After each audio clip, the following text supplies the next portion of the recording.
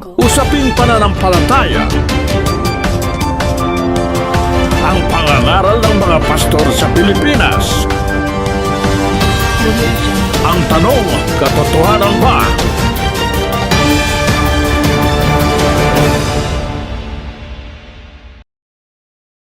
Ang mapapanood ninyo ay ang video ni Brad Willie Santiago, ang dating chief tagabasa ni Brad, Eli Soriano, na binansagan na Walking Bible.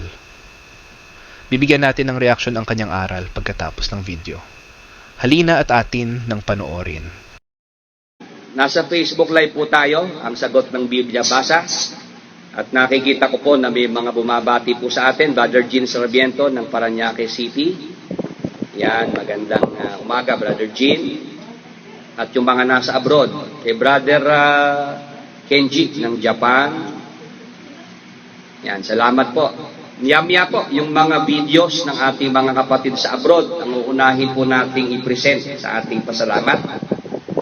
Yan, para yung kanilang mga pagbati, yung kanilang mga awit na ipinadala sa pamamagitan po ng video. Yan po ay ma-play sa ating pagpapasalamat sa araw na ito. Yan, si Brother Abit po, yung ating pinakilala po kanina. Yung isa pang manggagawa, Brother Abit, medyo nata-traffic Siya ay nasa gawing Pampanga. Ang worry niya, Brother Willie, hindi muna ako makapunta. Yung asawa ko kasi, baka magkahiwalay kami. Ayun na po ang kinatatakutan ng mga nandun Baka pag sumama ko, Brother Willie, magkadalawa na tayo.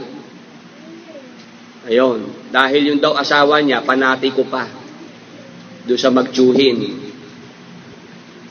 Alam na alam ko gagawin, Brother Willie.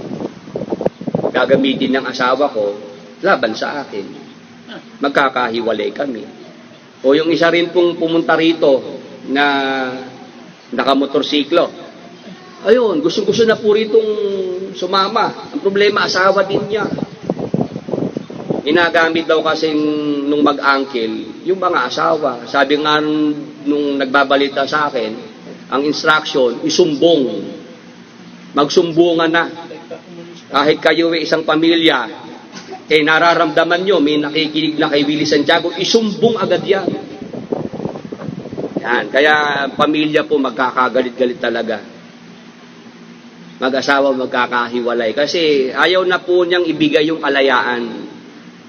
Samantalang nung araw, ang tapang niyang sabihin, di ba?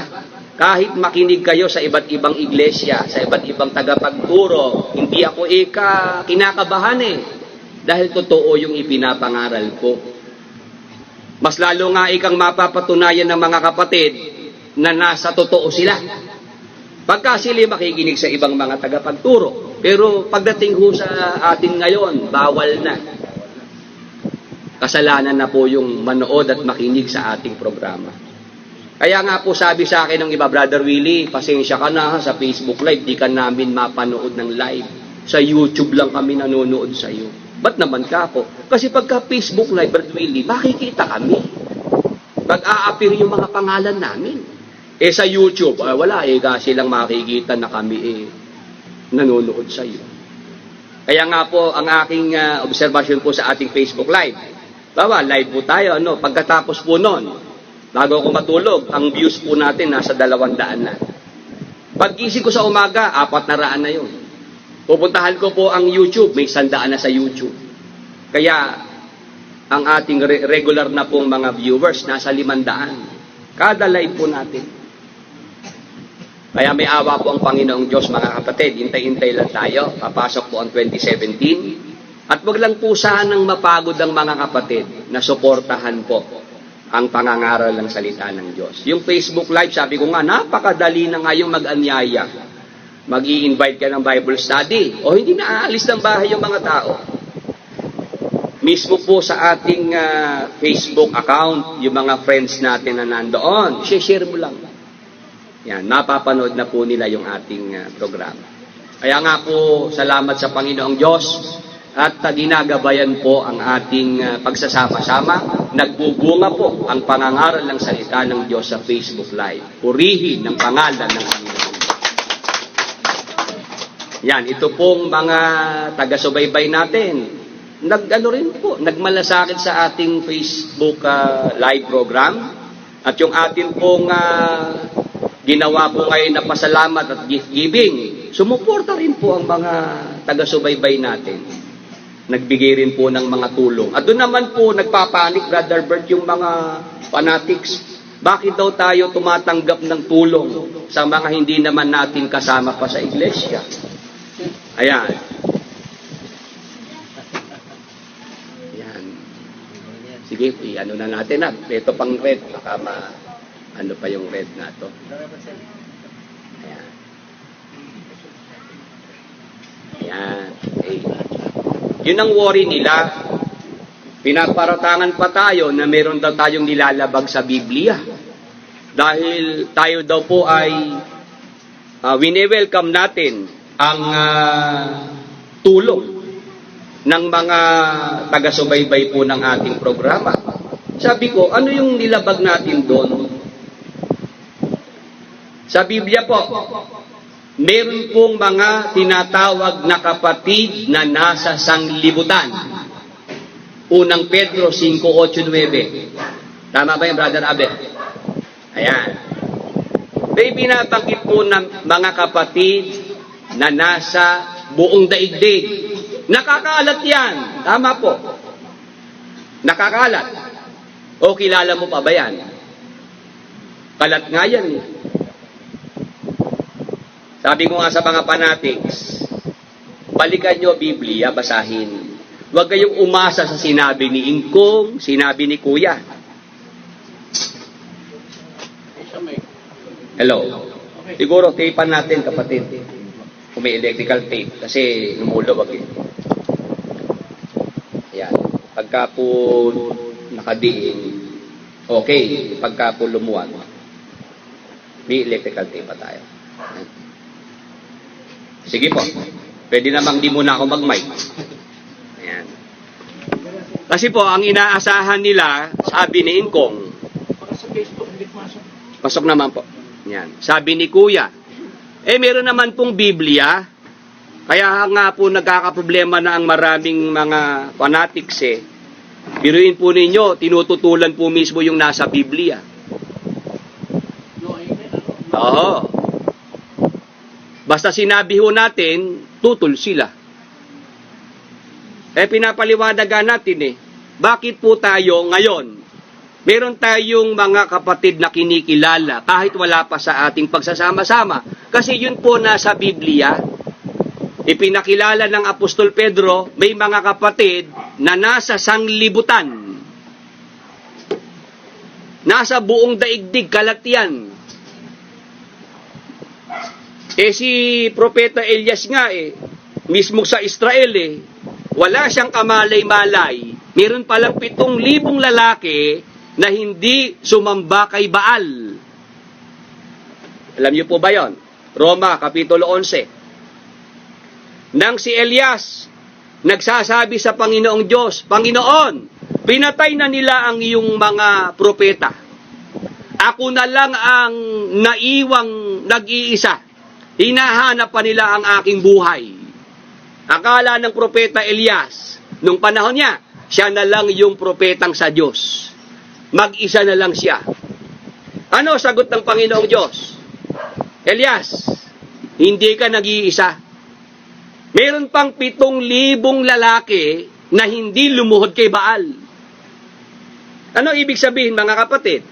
Ang propeta Elias, sa boundary ng Israel, iniisip niya, siya na lang yung natitirang sa Diyos. Pero sinabi ng Diyos, meron pang nakareserba, 7,000. Ano ibig sabihin, mga kapatid? Bakit tayo naniniwala na sa panahong ito, hindi mo pwedeng sabihin ikaw lang yung sa Diyos? Yan, nakukuha niya pa. Brajal, dyan po sa likod. Yan. David, nasusubaybayan mo.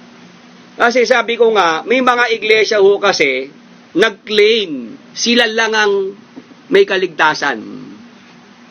Pagka ikaw ay wala sa iglesia nila, hindi ka maliligtas. O dyan po nagka-problema yung mga iglesia na yan. At yan naman ho kasi, minanang turo, minanang aral yan. At yan nga po yung ating hindi na po sinundan, mga kapatid. Ayan. Yung pagiging sugo, asahan nyo, hindi ko sasabihin yan na manggagaling sa bibig ko. Si Brad Abbott may sinabi kanina, sa kanya nang galing yon. Tama po? Tama po ba? Pero yung mga kapatid na matagal ko nang kasama, is there any time na sinabi ko na ako po'y sugo? Hindi ko, wala. Ayan. Bakit? Kasi alam ko na yung tungkol sa sugo. Yan. Ang tao magsasabi nun kung sugo ka o hindi. Pero hindi dapat manggaling sa bibig ng tao. Tama po. Sabi ko nga, yung mga sugo-sugo na yan nung pag-aralan ko nagkalat ng lahi yan, Brad Bert Napasugo. Aha, marami hong naging anak yung mga nagpakilalang sugo. Yan, kumalat ang lahi. Sabi ko hindi ko nasusundan yung mga sugo na yun. Tama na po sa akin na yung salita ng Diyos sa Biblia, babasahin ko, ipapangaral sa mga tao. Ngayon, yung mga makarinig, ang magsasabi, sugo si Brother Willie, sila may sabi nun. At naramdaman nila yun. Pero para sa akin manggaling yon, sabi ko nga, ayoko nang sundan yung mga ginawa nila. Sapat na po sa atin, mga kapatid, na meron tayong sugo na sinasampalatayanan. Tayong lahat, kasama ko ron. Sino po siya? Si Jesus Christ. Sabi ko nga, magbasa kayo sa Biblia na yung mga apostol na sinugo ng ating Panginoong Hesukristo nagturo sa mga tao na sila man din isampalatayanan. Meron ho ba kayong mababasang talata sa Biblia? Ang Apostol Pablo, ang Apostol Pedro, bumubuhay ng patay. Nagturo sa mga tao na sila man isampalatayanan. Meron ho ba nun? Wala eh. Ang itinuturo ng mga apostol na sugo, sino? Ang Panginoong Hesukristo. Yung mga nagpakilalang sugo sa ating panahon. Ayan, sa ating dating pinanggalingan. Meron ho ba rong ipinapakilalang sugo? Meron. Sa araw ng bautismo, hindi ka po ilulubog sa tubig ng bautismo hanggat hindi ka sumasagot sa tanong, sugo ba ang mag-angkel? Opo, totoo po yung sisbeng. Yung iba siguro dahil nangangatog na ho sa ginaw, mapapa-oo na lang Mailubog na lang sila sa tubig Ayan. Kaya mga kapatid, ito po ang aking ibinibigay na giya. Lahat ng iglesia, merong itinatanyag na sugo, tao, itinataas. Hindi ho totoo yung iglesia na yun. Yan po ang isang patunay. Pagka meron kayong alam na iglesia, may sugo na ipinapakilala. Mahal na mahal nila yun Talagang pinapakadakila nila yun. Hindi totoo yung iglesia na yun. Hindi tunay. Ayan. Bakit? Kung meron po tayong dapat na kilalaning sugo, meron tayong dapat na itinatanyag, itinataas sa mga tao, yun lamang po ang ating Panginoong Hesukristo. Amen. Amen. Purihin ng Panginoon, mga kapatid. Ayan. Kaya, nung matuklasan po natin yan, tama yung direksyon natin. Tama. Yung kanilang sinasabing sampalatayanan ng mga propeta, Ikalawang Kronika 20:20. Ayan. Doon ho sila mahihirapan sa akin ngayon mga kapatid. Yung batayan nilang ginagamit, pag ho tayo na po ngayon ng kumbaga sasala. O tama, Ikalawang Kronika 20:20, sumampalataya kayo sa Diyos. Sumampalataya kayo sa kanyang mga propeta. Okay lang yan. Noon yan, sa panahon ng Israel, nung hindi pa isinusugo ang Panginoong Hesukristo. Hello? Hello? Tuloy lang, mga kapatid. Dinig naman po dyan sa dulo. Ayan. Bilang kalsada. Abot. Doon ho kasi nasana yung boses ko eh. Kahit walang mikropono, pwede. Walang mikropono. Ayun. Ikalawang Kronika 20 at 20. Tama naman yan. Hindi ko naman tututulan yan eh. Dapat talaga sampalatayanan yung mga sinugong propeta. Kaya lang ang tanong, kailan ba yan? Anong panahon? Panahon yan na ang ating Panginoong Hesukristo ay hindi pa po sinusugo at nagkakatawang tao. Tama po ba?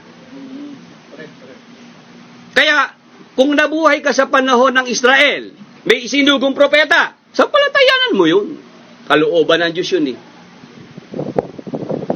Para ikaw ay guminhawa, sinasabi sa talata. Pero, pagbaba na po ng Panginoong Hesus dito po sa lupa, at siya na po yung sinugo ng Ama. Ano po sabi ng Panginoon? Juan 14:1-2. Huwag magulumihan ng inyong mga puso. Magsisampalataya kayo sa Diyos, magsisampalataya naman kayo sa akin. O sino po dapat sampalatayanan? Ang Diyos na nagsugo at ang isinugong Panginoong Hesukristo. Amen. Purihin ng Panginoon, mga kapatid. Kaya, yung ikalawang Kronika 20 at 20, Brother Abet, yan ba'y dapat pang pagbatayan sa panahon ito? Hindi na, lipas na yun. Tapos na. Bakit? Dumating na ang Panginoong Hesukristo. Siya po yung pinaka-ultimate na sugo na dapat ang pananampalataya mo sa Kanya mo na ituon. Kaya yung mga apostol, maghanap nga kayo ng talata sa Biblia.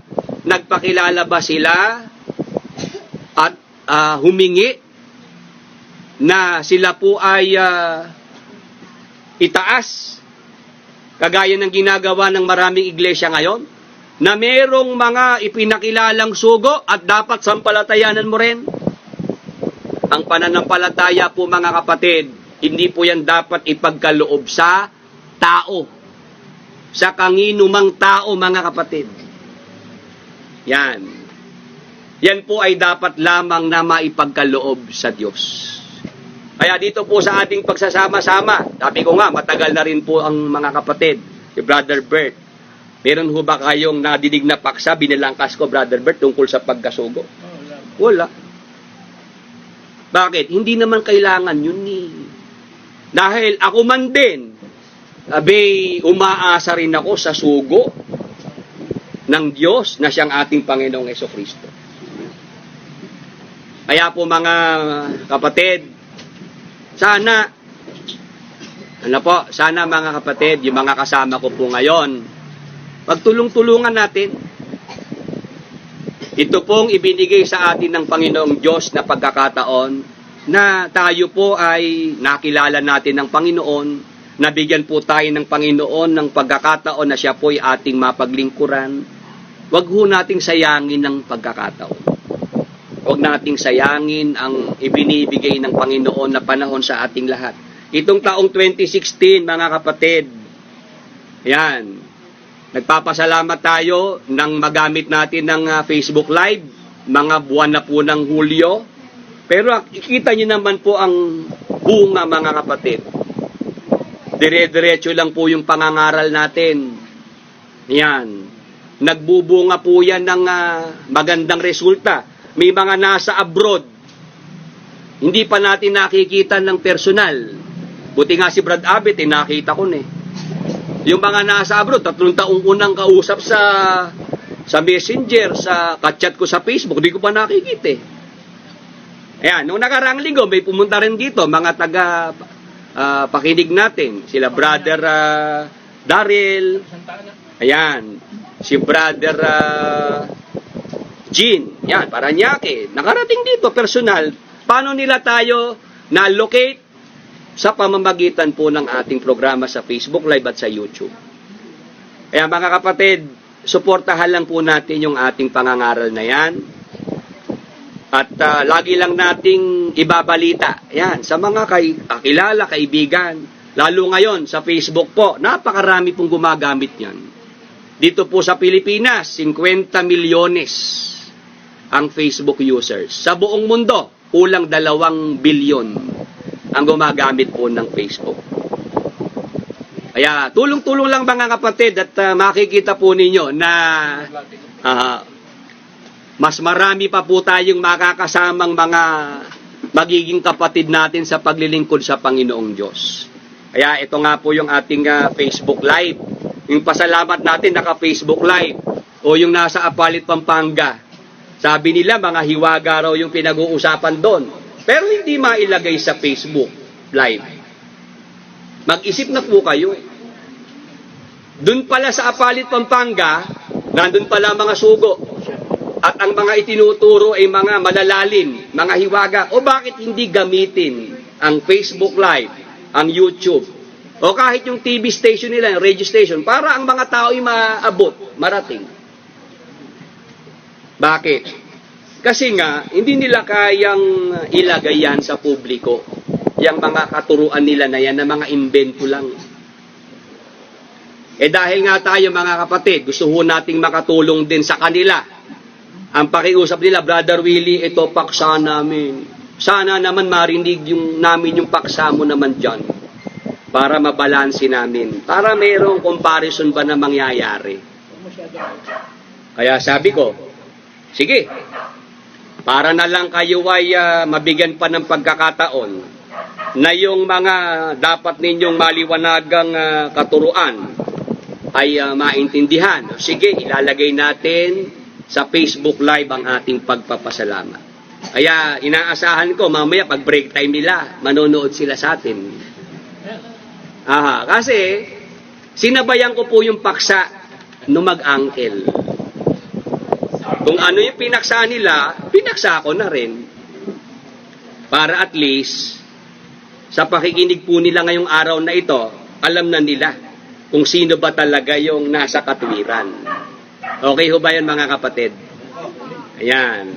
Tayo kasi, tiwala tayo sa ipinagkaloob ng Panginoong Diyos na aral. Kaya handa po natin yung ikalat. Mabilis na maikakalat natin ang aral ng Panginoon sa pamamagitan po nitong Facebook Live, mga kapatid. Hindi ho masyadong mabigat ito pong paggamit natin ng Facebook Live. Sila po, mayroong TV station, nag-renew raw po ng 500 million para sa TV station lang. Hindi naman ginagamit ng seryoso. Yung TV station, puro replace. Tayo mga kapatid, nandyan ng Facebook Live, ginagamit ho natin yan ng seryoso At ginamit natin para po sa salita ng Diyos, maipangaral, maiparating sa maraming mga tao. Yung mga sinasabi puro sa Pampanga, alam niyo po ba sinasabi? Yang Brother Willie na yan, yung kanyang talas sa talata ng Biblia at bilis sa pagbuklat, inaamin naman pala Brother Bern. Tanggap pala nila na matalas at mabilis. Pero nung sabihin ng araw, bobo naman ika yan Kahit nga ika kay Luz lang, di uubra yan Kahit ika sa KNC worker, tatalunin niya si Willie Santiago. Pero ngayon mga kapatid, sinasabi po, yung kanyang talas sa Biblia, yung kanyang bilis bumuklat, computer lang ang katapat niyan. Pinapalakas nila loob nila. Nagpapalakas po ng loob yung mag-angkel. Ano ipapangahas ni Willie? Marami siyang alam na talata, mabilis siya sa Biblia, computer lang ang katapat niya. Ano ba ang sabi ko? Kung magkakadebate tayo, walang computer. Walang assistant. Isang Biblia lang ang gagamitin. Yung Bible pa nakabisado nung kuya. Wala na akong Bibliang dadalhin ko. Ayun, nakakalabanan. Hindi naman pwedeng sila masusunod Pagka talaga magkakatuluyan, kailangan na pagkasunduan yan. At ang offer ko, pinakamagandang offer na yon, Wala akong dadaling Biblia, kahit isa. Wala rin akong assistant. Si Brother Bert, iiwan ko yan. Walang assistant. One-on-one lang. One-on-one lang. May camera lang dyan na nakaharap. O, tigis ang cameraman. Okay na yun. Nag-uusap na. Ilagay po yan sa Facebook Live, YouTube. Nung araw, kung maghamon sige, kahit ako magbayad ng airtime sa TV. Di ba? Matuloy lang yan. O ba't ngayon ayaw pong i-offer sa atin? Ayaw mag-offer. Kaya sabi ko, mga fanatics, gising-gising lang. Isip-isip lang. Nagpapalakas na lang ng loob yung mag-angkel. Pagka hindi ako kaharap, hindi ko maririnig yung mga sasabihin, nagmamagaling. Pero pagka ho tayo kaharap na, hindi ho nila kayang sabihin po yan. Yung inaabangan yung malino. Aha. Ang na po sabi, ngayon si Willie Santiago, tama pa mga sinasabi niyan. Pero darating ang araw, magkakamali din yan. Inaamin nila na totoo, tama lahat ng nadidinig nila. Ngayon mga kapatid, gusto ko na pong puntahan ang ating paksa ngayong umaga. Ang ating paksa, ready na po ba kayo?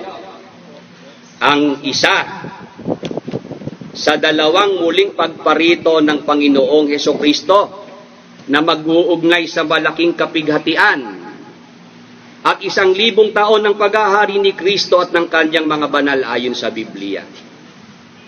Dito po sa ating paksa ngayong umaga, mula po rito sa Plaridel, Bulacan, at sa lahat po ng nararating ng ating Facebook Live. Yan, nandyan na po yung mga... Ayan, meron po fanatics kasama natin. Sabi ko sa inyo talagang kahit pasalamat nila nakikinig sa atin Ayan. Tinan nyo nga lang kahit pala si Ingkong nagsabi na kasalanan pong manood at makinig sa programa natin. Ayan, oras po ng pasalamat nila nakatutok po sa atin. Brad Vincent, okay ba yung ating echo? Ala na. Baka dapat di na ako mag-mic. O kaya patay na yung echo. Wala nang echo, patay na Pero may echo pa rin. Hindi ko na lang po gamitin ang mic kasi baka po hindi pa maganda ang labas. Binigyan mo po sa labas yung boses. Ayan, yung mga fanatics po na ngayon ay, yun nga napansin ko sa mga fanatics, kahit nakikipagtalo sa akin sa oras ng programa, bumabalik naman. Ano kaya ibig sabihin nun mga kapatid? Senyor Latigo, ano ba ibig sabihin nun? Kahit nakikipagtalo sila sa aking programa, balik at balik din. Para silang namamagnet, para silang nababato-balani Yun ang aking napapansin. Kahit na nakikipagtalo sila sa akin, hindi sila sumasang-ayon, pero bumabalik at bumabalik din.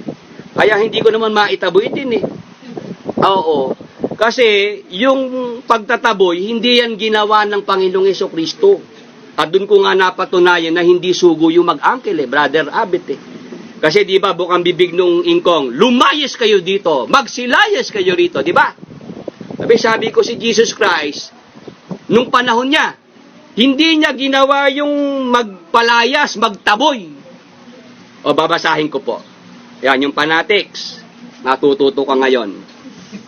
Dito po sa Juan, sa Kapitulo 6, ito po ang ating mababasa. 37. Ang lahat ng ibinibigay sa akin ng Ama ay magsisilapit sa akin. At ang lumalapit sa akin sa anumang paraan ay hindi ko itataboy. Mga kapatid, ang atin po bang Panginoong Hesukristo, nagtataboy ho ba siya ng mga tao? Hindi nagtataboy. Yan po ang ating Panginoong Hesukristo. At yung mga natuto sa ating Panginoong Hesukristo, hindi niya itinataboy ang sino mang lumalapit sa kanya. Si Ingkong, Senyor Latigo, nagtataboy ho ba? Si Ingkong, nagpapalayas po ba ng miyembro? Nagpapalayas. O Antikristo ba si Ingkong? Antikristo, maliwanag yan. Maliwanag. Si Jesus Christ, hindi kanya itataboy. Tama po. Si Ingkong, marami na ho bang itinaboy? Marami, no? Yung mga abogado nung araw Ingkong, para wala na hong libel cases, wag na hong magsalita ng mga ganyan, tanga, tarantado, walang hiya. Ayun. Sinabihan na po siya ng mga abogado. Nakinig ba si Ingkong? Hindi. Mga isang linggo lang, nagpigil siya. Pero nung hindi na makapagpigil, ano sabi ni Ingkong? Kung hindi nyo kaya yung mga naririnig nyo lumalabas sa bibig ko, magsilayas kayo dito. Lumayas kayo mga abogado. Ayan. Samantalang ang ating Panginoong Jesucristo, wala siyang itinataboy. Wala siyang pinapalayas. Sa Biblia, ang nagpapalayas, si Diotrepes. Yung may diwang mapagmataas. Ayan. Mababasa po yan sa aklat ng ikatlong Juan. Ito po ang ating mababasa tungkol kay Diotrepes. Sa 9 hanggang 10. Ako'y sumulat ng ilang bagay sa iglesia. Tatapwat si Diotrepes na nag-iibig magkaroon ng kataasan sa kanila ay hindi kami tinatanggap. Kaya, kung pumarian ako ay ipapaalaala ko ang mga gawang kanyang ginagawa na nagsasalita ng masamang salita laban sa amin at hindi nasisihan sa ganito. Ni hindi man niya tinatanggap ang mga kapatid at silang mga ibig tumanggap ay pinagbabawalan niya at pinalalayas sila sa iglesia. Sino ho nagpapalayas? Diotrepes. Yung may diwang mapagmataas. Yun pong diwang mapagmataas, hindi sa Diyos yan. Bakit? Ang diwang mapagmataas, yan po ay kay Satanas. Amen. Tama po ba? Sino po ba ang nagmataas? Hindi ba yung Lucifer na naging Satanas? Ang Diyos po ang kanya pong itinuturo, pagpapakumbabang loob. Tama po. Ito pong si Ingkong, ano nakikita natin? Pagmamataas, kunwarian lang yung overall servant. Kunwarian lang yon. Yung kanyang ginagamit po na title ngayon, hindi na po presiding minister, overall servant. Yun namang kuya, assistant to the overall servant. Kunwari lang po yung servant na yan. Bakit? Servant, kung magpalayas ng mga miyembro, ganun-ganun na lang. Kunwari pong alipin, pero ang kapangyarihan, higit pa po sa hari. Ayan, kaya po itong mga fanatics ngayon, tingnan nyo po kung hindi totoo yung sinasabi ko. Si Ingkong Huba ay nagpapalayas ng miyembro? Nagpapalayas. Si Kristo po ba'y nagpapalayas? Hindi. Wala siyang itinataboy na mga kapatid na sumasampalataya. Ayan, kaya tayo po mga magulang at mga kaibigan, mga kapatid, yun po yung ating na tuklasan sa Biblia po pala. Dapat meron tayo pong sugo na kikilalanin si Jesus Christ yun. Walang dapat na tao na ikaw magbibigay ka po ng pagkilala na yan sugo yan, na yan sasampalatayanan mo. Hindi po kailangan. Ayan. Lahat tayo kailangan po sumampalataya sa Diyos, sa ating Panginoong Jesucristo. Ngayon, ito po yung ating paksa na gusto po nating maipaglingkod sa ating lahat. Pati na po yung mga nandyan po sa Apalit, Pampanga. Yan, ito po ang pagkakataon po ninyo para po kayo ay mabigyan po ng pagkakataon na mapag-aralan po, matimbang-timbang. Sino ba ang nagtuturo po nung nasa Biblia? Tungkol po ang ating paksa sa muling pagparito ng ating Panginoong Hesukristo. Tayo po ba'y naniniwala na babalik si Jesus Christ? Naniniwala po ba tayo doon? Yan. Nababalik ang ating Panginoong Hesukristo. Siya po ay muling paririto. Ngayon, sa ating paksa, dalawa pala yung muling pagparito ng Panginoong Hesukristo. Ngayon, mahalaga po na maunawaan natin yan. Bakit? Yung isa sa kaniyang dalawang muling pagparito, yun po ang mag-uugnay sa malaking kapighatian at 1,000 taon ng paghahari ng ating Panginoong Hesukristo. Ayan. Ngayon po, yan din ang pinapaksa sa Pampanga. Atin na lang po pakinggan, kung sino ba talaga yung may mga batayan sa Biblia. Sa atin pong mga nanggaling doon, yung mga matatandang mga kapatid, na matagal din po roon sa iglesia ni Ingkong Sistens. Ano ba natatandaan natin sa malaking kapighatian? Ayan, ang malaking kapighatian, yung kagutom, yan. Isa siya mga sinasabi yan na pinaghahandaan, Kaya nga po may pasalamatan, yung convention center, para ipunin yung mga kapatid. Sa panahon daw ng kagutom, nandun daw ang mga kapatid sa pasalamatan. At nagugutom yung mga nasa labas, silang nasa loob ng pasalamatan, nagdidildil ng baka. Tama po ba yan? Yung pagkakatanda ko. Ayan. Naglagay po ng palaisdaan, naglagay po ng mga pananim, dahil nga po pinaghahandaan yung malaking kapighatian. O ngayon, mga kapatid, alam nyo po ba, yung malaking kapighatian na yan, na matagal na panahon na ituro ni Ingkong, ngayon po ay kanya na pong binago. Hindi na raw po makakaranas ng malaking kapighatian ang mga nasa iglesia. Kaya para saan pa po yung pasalamatan na yon, mga kapatid?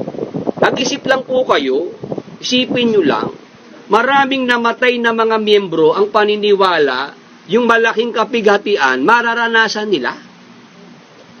Marami po siyang sinirang buhay dyan po sa malaking kapighatian na yan. Mga nag-aaral na estudyante, naghintuan, tumigil. Bakit? Ang sinasabi, malapit na, wala na nga 7 taon eh. Tama po. Lalo po nung panahong pumutok ang bulkang Pinatubo. Nasundan pa po ng lindol.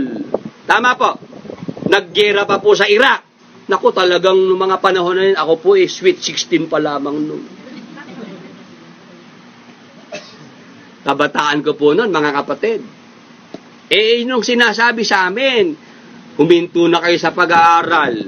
Huwag na kayong mag-asawa dahil malapit na ang pagbabalik ng Panginoong Hesukristo. Tama po ba yon? Tinatakot po niya yung mga binata at dalaga. Huwag na kayong mag-asawa. Kasi pagka nag-asawa kayo, buntis kayo sa panahon na yon, naku, kakainin yung anak ninyo.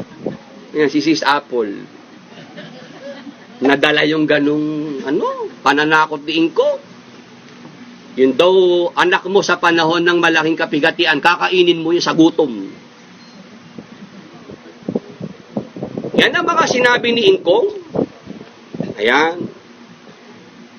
Yun daw mga tao sa panahon ng malaking kapighatian, hindi na raw po manganganak. Hinto na ang panganganak at wala nang mamamatay. Ayan. Tapos ang turo pa, yun daw malaking kapighatian, dire-diretso yan hanggang 1,000 taon na. Nandyan po si Kapeding. Nung ikwento sa akin ni Kuya Peding yan, naku, sabi niya sa akin, Willie, pagka ganyan lang din ng 1,000 taon, ayoko nang mabuhay. Ayoko nang makita yun. Puro pala kahirapan. Yung 1,000 taon na yan. Nung ipaliwanag ko sa kanya, hindi nga ako ganyan ng 1,000 taon. Ito ka ako niyan, ganyan. Ganun ba? Gusto ko yan. Saglit lang, pinaliwanag ko. Ito ka ako 1,000 taon. Nandiyan ang Panginoong Hesukristo. Maganda ka ako yan. Hindi lang ka ako nakaintindihan nung ni Ingkong yung mga sinabi niya na yun. Ngayon, nung tayo po mga kapatid, 2010, sa aking pagkakatanda, nag-YouTube na. May mga paksa akong tinalakay tungkol sa malaking kapighatian. Na-discuss ko na yan 2010. Mga 2011, 2012. May pinawalan si Ingkong na 2 matangkad sa YouTube. Mga matatangkad na ang utak pala'y nasa talampakan. Yan, nangangantyaw sa akin. Mali daw ang mga sinasabi ko. Mali daw yung aking ipinangaral na ang mga Kristiyano po ay hindi makakaranas ng malaking kapighatian. Yan, tinututulan po ako. Mga 2011, 2012. Ayan. Tapos, ngayon, eto ngayon si Ingkong, sinasabi niya, sila man din, hindi na rin makakaranas ng malaking kapighatian. Ano ibig sabihin? Nagpalipas lang si Ingkong ng ilang taon. Tapos, yung narinig niya, yun na rin po ang kanyang ipinapangaral ngayon. Medyo binago lang. Medyo iniba lang niya. Ang kanya pong ginawang revision, yung Great Tribulation after na po ng 1,000 years. Nasubukan natin si Ingkong na nagpapalipas lang po talaga ng taon. Yun lang pong patira pa. Yung Titayme. 1997, nakipagdebate si Ingkong sa Cavite kay Ronald Dicen. Tutol siya kay Ronald Dicen na dapat pagka mananalangin, patira pa. Sabi ni Ingkong noon, luhod lang, luhod. Ngayon, pagpasok po ng 2006, ano na po ang kwento ng ng lolo? Ayon, patirapan na, patuwad na, yan. Nagpalipas lang siya ng ilang taon. Kaya sabi ko, wala naman ho talaga siyang maikakaila. Napag-aralan ko na po siya, kabisado ko na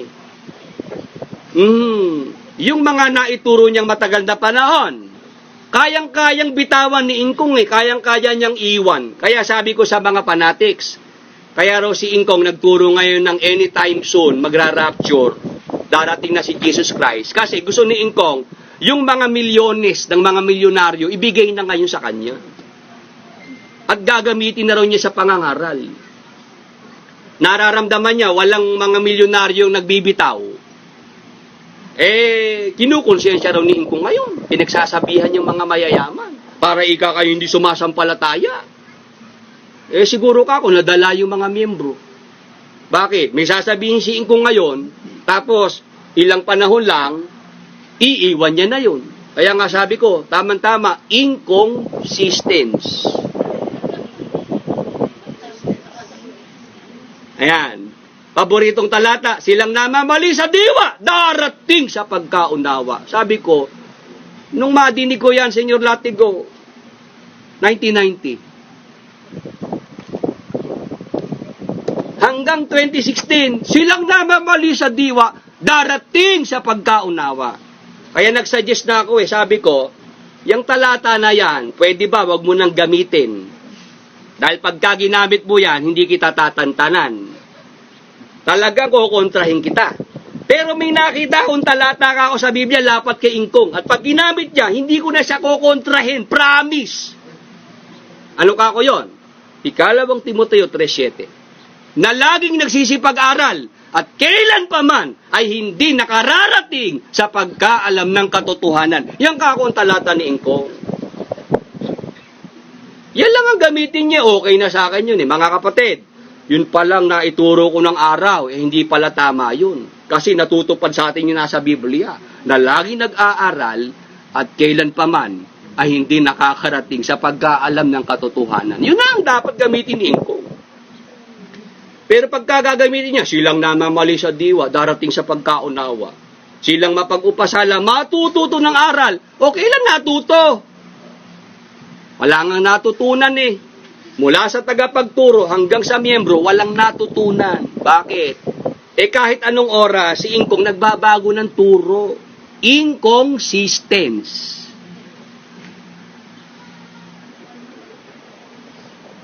Sabi ko, lokohan na lang yan. Mga panatics, hindi nyo man napapasa, lokohan na lang yan. Saligang batas ng Pilipinas, basta-basta hubang nababago? Hindi. Ayan. Pag kami nagpro-propose ng charter change, agad-agad may mga may mga kokontra na. Hindi pwedeng baguhin basta-basta ang saligang batas. Tama po. Si Ingkong, saligang batas ng Diyos, nasa Biblia, binabago ba niya? Binabago kahit anong oras. Kaya yung mga tagapagtanggol ni Ingkong, ayan, marami na kayo dyan, ha? Nakikinig sa atin ngayon. Makinig lang kayong mabuti. Yung inyong inisakin, pigil-pigilan nyo lang. Talagang ganito na ako. Ayan, sabi po ni Iba Brad Willie, nakakabanas ang tawa mo. Naiinis daw sila sa tawa ko. Sabi ko, yun na nga lang ako nagagamit ko eh. Pagbabawalan nyo pa ako. Sabi ko, human rights violation na yan. Pagka yun in-insist din yun na wag na akong tatawa. Ayan po mga kapatid. Puntahan ko na po yung paksa. Kanina pa po dapat yung paksa, yan mga kapatid. Ayan. Dito sa ating paksa, yung palang isa sa dalawang muling pagparito ng ating Panginoong Hesukristo, mahalaga na ating malaman yun. Dahil yun po ang mag-uugnay, magdudugtong sa malaking kapighatian at 1,000 taon. Sa Biblia po, marami nagkamali tungkol sa muling pagbabalik ng Panginoong Hesukristo. May iglesia ang alam nila, pag bumalik si Jesus Christ, katapusan na po ng mundo. Araw na po ng paghuhukom. Uulan na po ng apoy mula sa langit. Tama po.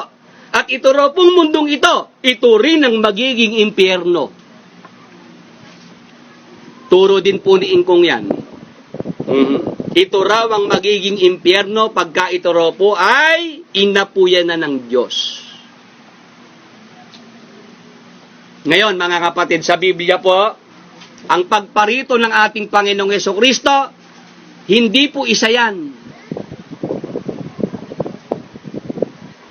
Sa Biblia po, ang pagparito ng ating Panginoong Hesukristo, yan po ay dalawa. Ano po patunay natin? Babalikan ko po ang Tito 2:13. Ito po ang sinasabi po sa Bibliang Tagalog. Yung ating monitor po kasi nakafix, kaya hindi na po natin nailabas ngayong umaga. Ito po nakasulat, nahintayin yaong mapalad na pag-asa at ang pagpapakita ng kaluwalhatian ng ating dakilang Diyos at tagapagligtas na si Hesukristo. Dito po sa talatang binasa natin, 2:13 po ng Tito, hintayin yaong mapalad na pag-asa at ang pagpapakita ng kaluwalhatian ng ating dakilang Diyos at tagapagligtas na si Hesukristo. Kaya, sa ating binasang talata, ilan po yun mga kapatid? Ilan? Mapalad na pag-asa, isa yan. Tapos, pagpapakita ng dakilang kaluwalhatian. Blessed hope, glorious appearing. Yung blessed hope, mga kapatid, yan po yung tinatawag na rapture ng maraming born again. Pamilyar po tayo sa binabanggit na rapture ng mga born again. Yan po yung blessed hope. Yan po yung inaasahan nating lahat, mga kapatid, na habang tayo po'y buhay pa, sana dumating na ang Panginoong Hesukristo. Ang mga tunay na Kristiyano, sila, inaasam-asam nila yung pagbabalik ng Panginoong Hesukristo. Alam nyo ba mga kapatid, nung maunawaan ko yan, naisip ko, ba't kaya yung mga dati kong kasama, ayaw pong bumalik si Jesus Christ? Nagkakakwentuhan kami nung araw ng mga MIC, nila Danny, yan, nila Josel, nila Roland. Ano sabi nila? Ayoko pa nga bumalik ang Panginoon eh. Ba't naman ka ako? Eh, hindi nga ako sigurado kung maliligtas ako eh.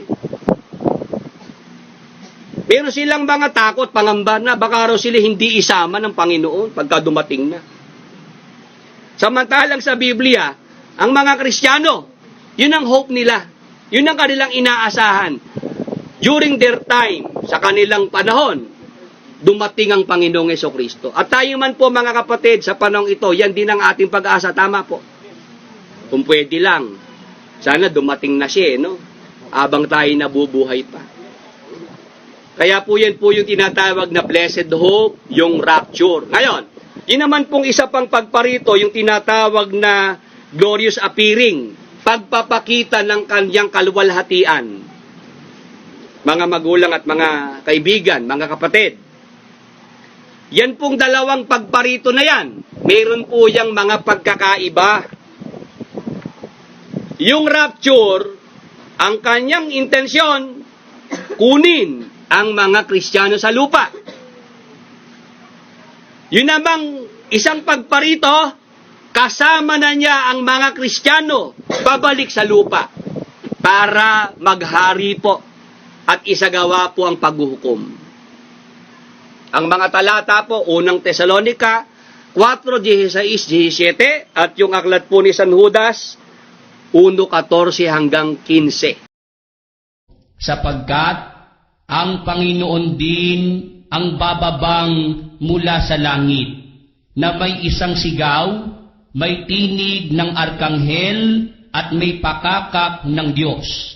At ang nangamatay kay Kristo ay unang mga bubuhay na maguli. Kung magkagayon, tayong nangabubuhay na nangatitira ay aagawing kasama nila sa mga alapaap upang salubungin ang Panginoon sa hangin, at sa ganito'y sa Panginoon tayo magpakailanman.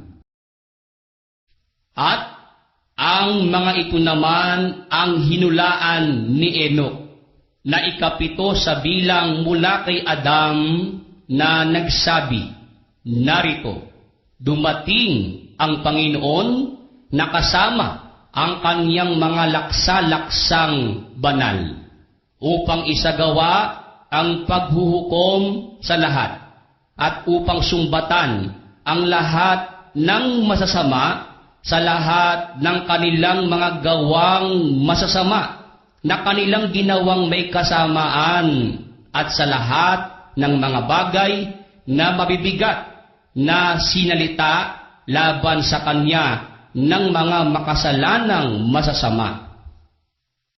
Yan po, yung patunay natin sa Biblia na mayroong dalawang pagparito na magkaiba po ng intensyon.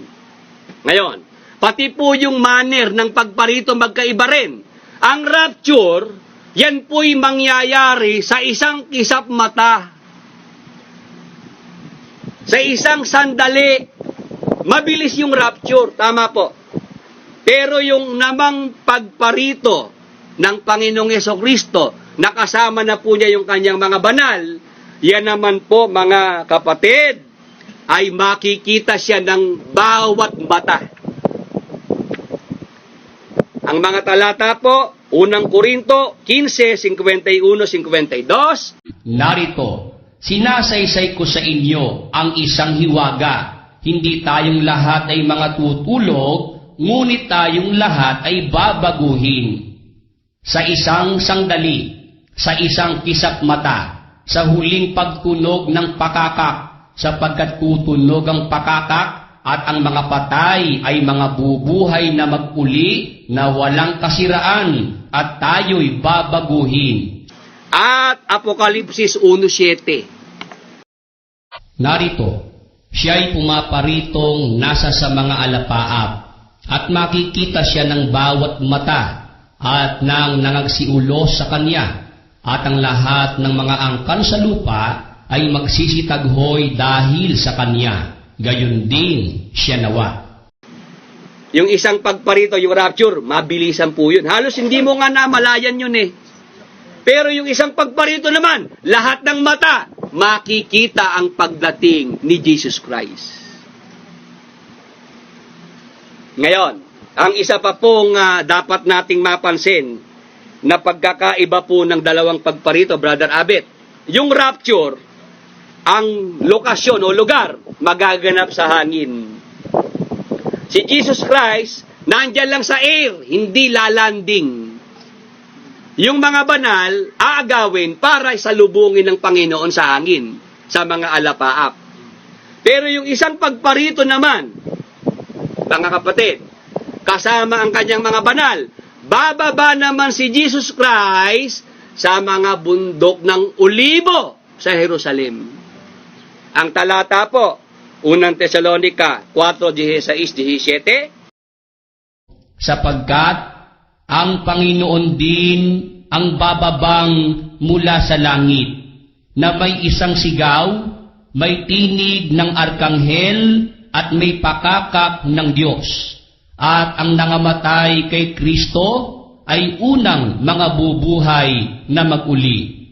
Kung magkagayon, tayong nangabubuhay na nangatitira ay aagawing kasama nila sa mga alapaap upang salubungin ang Panginoon sa hangin, at sa ganito'y sa Panginoon tayo magpakailanman. at Zacarias 14:3 hanggang 4. Kung magkagayoy, lalabas ang Panginoon at makikipaglaban sa mga bansang yaon, gaya ng siya'y makipaglaban sa araw ng pagbabaka. At ang kanyang mga paa ay magsisitayo sa araw na yaon sa bundok ng mga olibo na nasa tapat ng Jerusalem sa dakong silanganan. At ang bundok ng mga olibo ay mahahati sa gitna niya sa dakong silanganan at sa dakong kalunuran, at magiging totoong malaking libis, at ang kalahati ng bundok ay malilipat sa dakong hilagaan, at ang kalahati ay sa dakong timugan. Yan. Pagbabalik po ng Panginoong Hesukristo para na po isagawa yung paghahari niya at paghukom. Siya po ang pupuntahan, hindi Pilipinas.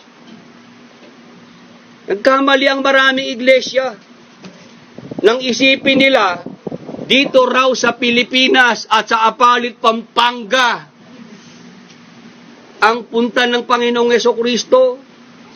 Brad Abet, alam mo ba yung sinasabi ko? Hindi ba nung araw, ano sabi ni Ingkong, mga kapatid, dalo lang ng pasalamat. Dahil, malay ninyo, araw ng pasalamat, dumating ang Panginoong Hesukristo. Sige kayo, maiiwan kayo. Tama po? Tama po ba, Brad Archie? Ayun. Kaya yung mga miyembro, talagang sila po ay gustong-gustong makadalo ron. Kasi, yun ang itinurong lugar ni Ingkong, na pagbabalik ng Panginoong Hesukristo, ang susunduin niya yung mga nasa Apalit, Pampanga. Sabi pa ni Ingkong, yung mga nasa abroad, pauuwiin ko sila pag naramdaman ko na babalik na ang Panginoong Hesukristo. Yun daw mga nasa abroad, pauuwi niya sa Apalit. Eh paano ngayon yan, Ingkong? Ikaw mismo nasa abroad.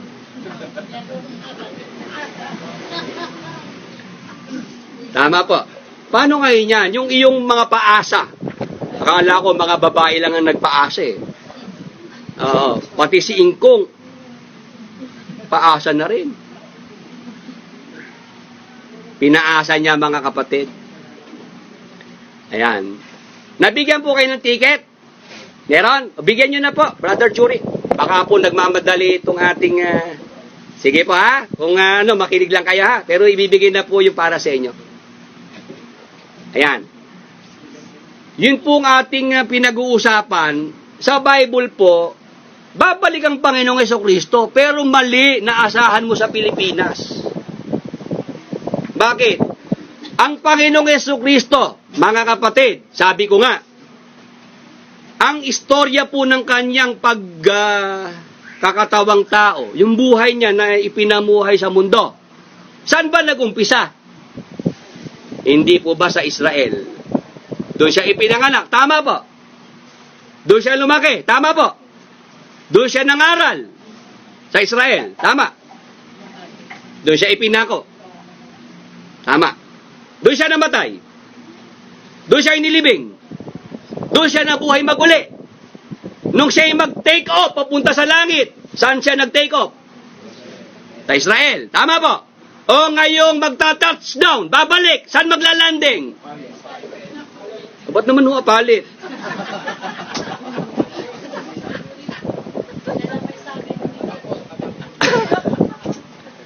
Dapat po mga kapatid, yung istorya, kung saan inumpisahan, doon din tatapusin. Amen?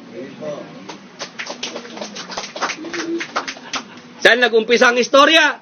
Sa Israel. Saan matatapos ang istorya? Sa Israel. Ayan. Kaya kita nyo, maraming iglesia po laligaw. Sabi ko, nagtuturo sila ng kaligtasan. Sinasabi nila, babalik ang Panginoon. Ayan, si Mang Johnny.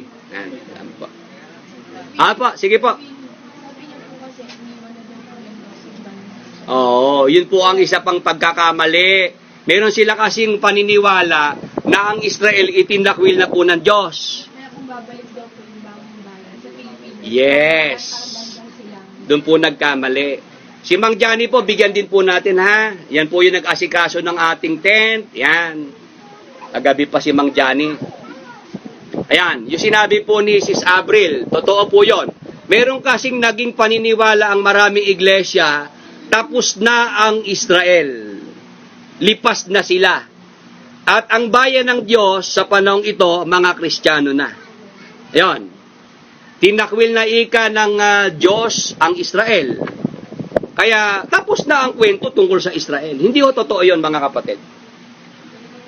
Mismo ang Apostol Pablo ang hindi papayag na ang Israel po'y tinakwil na ng Diyos. Bakit? Sabi po sa Roma 11:1 patuloy. Itinakwil baga ng Diyos ang kanyang bayan? Ano sabi ni Pablo? Wag na wag mangyari!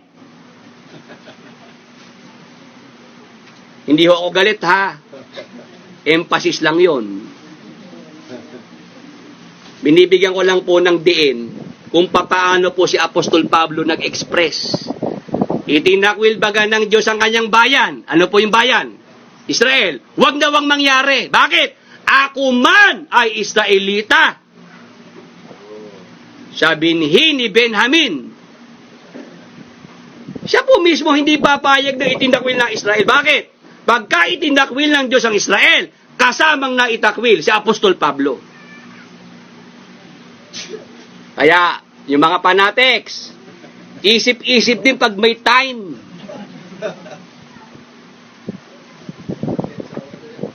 Ang Israel po ay Israel. May pangako dyan ang Diyos mula pa kay Abraham. Tama po. Ano sabi ng Diyos kay Abraham? Abraham, pararamihin ko ang iyong binhi. Sindami ng bituin sa langit. Sindami ng mga buhangin. Kaya nga, si Hitler nagtangka, naburahin ng lahing Hudyo. Tama po. Siya ho ba'y nagtagumpay? Hindi! Bakit? Mahal kasi ng Diyos ang lahing Israel. Amen. Purihin ng Panginoon, mga kapatid. Kaya tingnan nyo Pilipinas. Bakit po ang Pilipinas ay may mga nakikita po tayo na paglingap din ng Diyos sa Pilipinas? Sige pa, Brother Bert. Kasi po dito yung mga tumakas na Israelita sa Germany, dito po natirahan sa Matanabang, inarugan po sila dito sa Pilipinas yung mga Jew. Very good. Ayan. Tama yan. Dahil nung panahon na yon, naging atrasan ng lahing Hudyo ang Pilipinas. Sa pamamagitan ng Presidente Quezon, inopen niya ang Pilipinas para yung mga tinutugis ni Hitler makaligtas. Kaya nagkaroon ng Diyos ng paglingap sa ating mga Pilipino because of Israel. Amen. Purihin ng Panginoon. Yan. Sige pa, Brother Bert. Kaya po nung may mangyari Mhm. Aha. Ang isa sa mga mabilis na tumulong na bansa sa Pilipinas, yung mga taga-Israel. Mhm. Mhm. Kaibigan po ng bansang Pilipinas ang Israel. Ayan. At siguro mga kapatid, sabi ko nga, kaya ito ang Pilipino. Yan. Mga nagtatrabaho sa Israel. Maganda buhay nila ron, mga nagtrabaho sa Israel. Kasi mababait ang mga Israelita. Lahing Hudyo sa lahing Pilipino. Kasi nakita nila yung pagmamalasakit na ginawa ng mga Pilipino sa kanila. At dahil sa pagmamalasakit na yon, tinutupad ng Diyos ang kanyang pangako kay Abraham. Sabi ng Diyos, pagpapalain ko ang magpapala sa iyo. Susumpain ko yaong susumpa sa iyo. Genesis 12:2. Kaya mga kapatid, yun po yung ating nakita sa Biblia. Na hindi po kinakalimutan ng Diyos ang Israel. Totoo, ang Israel, may naging atraso yan sa Diyos, sa ating Panginoong Hesukristo. Nang kanilang itakwil siya, hindi tanggapin bilang hari, ipapako sa cross. Nagkamali sila. Ngayon, darating po ang araw na yung pagkakamali na yon, marirealize ng Israel. Silang namamali sa diwa, darating sa pagkaunawa, silang mapag-upasala, matututo ng aral. Yan po'y para sa Israel, hindi para sa grupo ni Ingkong. Amen. Nagkamali Israel, marirealize nila yung palang Mesiyas, yung pala yung kanilang ipinapako sa krus. Yung aral na dala ng Panginoon na kanilang tinutulan, yun po ang kanilang tatanggapin. Ayan, pagbabalik ng ating Panginoong Hesukristo. Kaya nga sabi ko, mga fanatics, tanungin niyo si Ingkong. Ingkong, may mababasa ho ba sa Biblia na si Apostol Pablo nagbago-bago ng turo?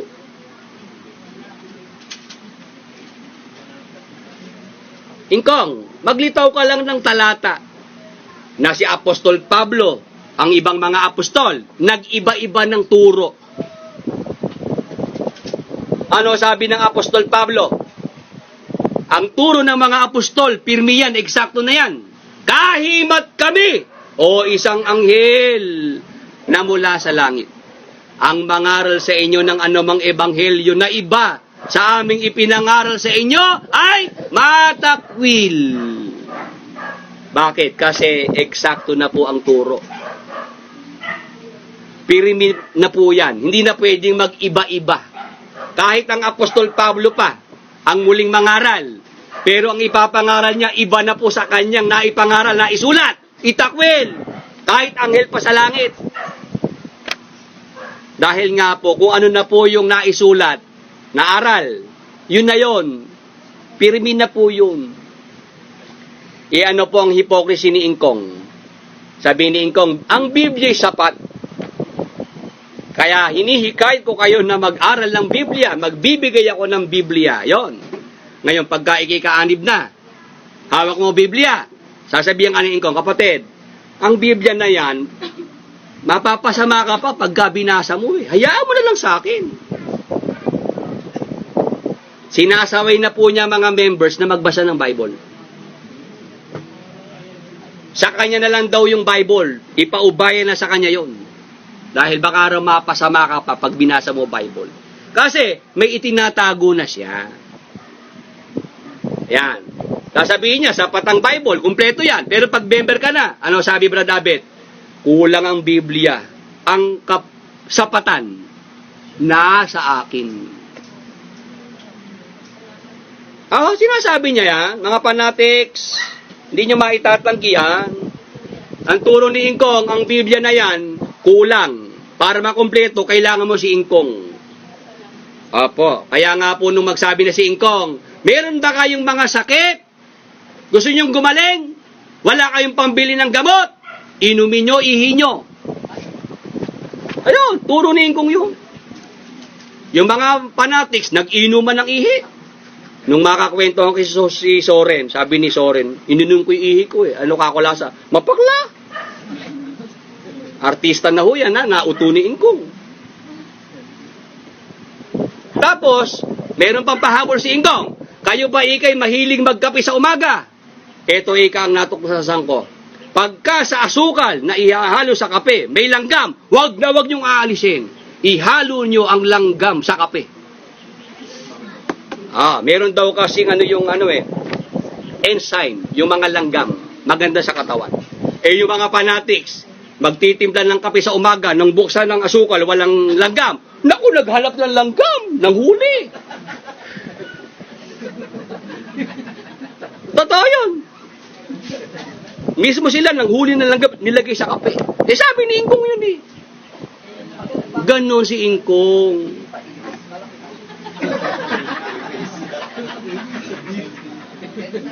Doon ho niya nahawakan ng buhay ng mga miyembro.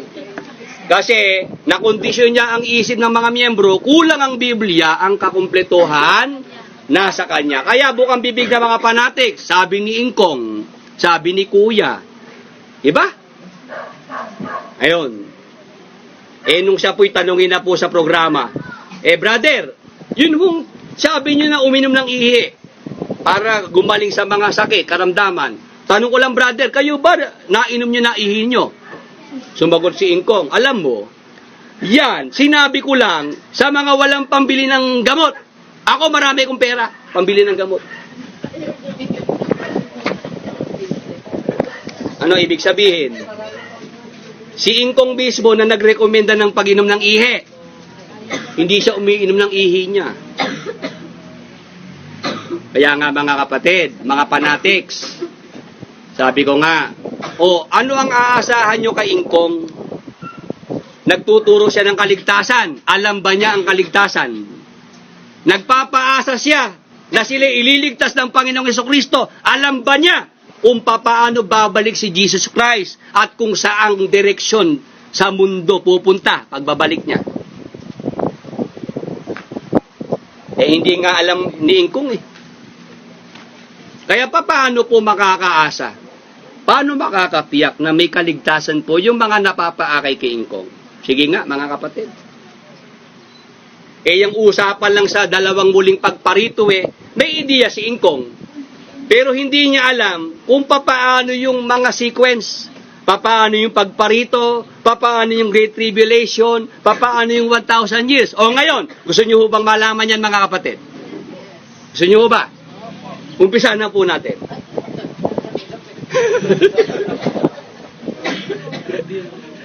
Ayan. Binalikan ko lang po kasi yung nakaraang Sunday para makapag-review. Ngayon, puntahan na natin yung ating paksa bago po tayo magtanghalian. Alin ang isa sa dalawang pagparito ng Panginoong Hesukristo na mag-uugnay sa malaking kapighatian at 1,000 taon ng paghahari ni Kristo at ng kanyang mga banal? Puntahan na po natin mga kapatid ang Mateo 24, 29 hanggang 30. Ito po ang ating mababasa. Tatapwat, karak-karakang pagkatapos ng kapighatian sa mga araw na yaon, ay magdidilim ang araw, at ang buwan ay hindi magbibigay ng kanyang liwanag, at mga lalaglag ang mga bituin mula sa langit, at magsisipangatal ang mga kapangyarihan sa mga langit. Mga kapatid, dinig po ba dyan sa likod? Hindi pa ho ba ako maos? Hindi pa ako malat? Yan. Sabi po rito sa binabasa nating talata, karak-karakang pagkatapos ng kapighatian sa mga araw na yaon. Pansinin natin ha, may binabanggit pong mga kapighatian sa mga araw na yaon. Ano mangyayari? Magdidilim ang araw, ang buwan ay hindi magbibigay ng liwanag, malalaglag ang mga bituin mula sa langit, magsisipangatal ang mga kapangyarihan sa mga langit. Tapos, sa 30, kung magkagayoy, lilitaw ang tanda ng anak ng tao sa langit. At kung magkagayoy, magsisitaghoy ang lahat ng mga angkan sa lupa, at mga kikita nila ang anak ng tao na napaparitong sumasa mga alapaap ng langit na may kapangyarihan at dakilang kaluwalhatian. Mga kapatid, kung inyo pong naunawaan yung ating review kanina. Ito pong binabanggit na pagparito ng ating Panginoong Hesukristo na yan po'y magaganap pagkatapos ng kapighatian na ang mangyayari po ang araw ay hindi na po magbibigay ng liwanag, magdidilim. Tapos po, pati po ang buwan, wala na pong liwanag. Tapos ang mga bituin malalaglag na mula sa langit. Yung sinasabing ito, na ang tanda ng anak ng tao, yun nga po si Jesus Christ, siya po ay makikita na, mga kapatid, na may kapangyarihan na dakilang kalwalhatian. Tanong ko sa inyo, ito po ba yung rapture? Ito po ba yung rapture para agawin ng mga Kristiyano sa lupa? Alisin dito? Ito ba yung rapture? Hindi. Ito po yung ating binabanggit kanina na glorious appearing. Pagpapakita ng kanyang kalwalhatian. Na bago pala mangyari yan, mga kapatid, may mangyayari pong palatandaan sa heavens, sa langit. Ang araw magdidilim. Ang liwanag hindi na magbibigay. Ang buwan hindi na magbibigay ng liwanag. Ang mga bituin mula sa langit malalaglag na. Yan. Tapos, ang mangyayari po, ang mga angkan sa lupa, tataghoy sila. Pagka nakita nila ang tanda ng anak ng tao, na nasa alapaap ng mga langit, na napaparitong may kapangyarihan at dakilang kalwalhatian. Ano ibig sabihin, mga kapatid? Sa Biblia po, yung rapture, walang senyalis yan, walang palatandaan. Yan, kaya anytime, kahit anong oras, pwedeng mangyari yan. Pero yung isang pagparito ng Panginoong Hesukristo, meron ho bang mga senyales?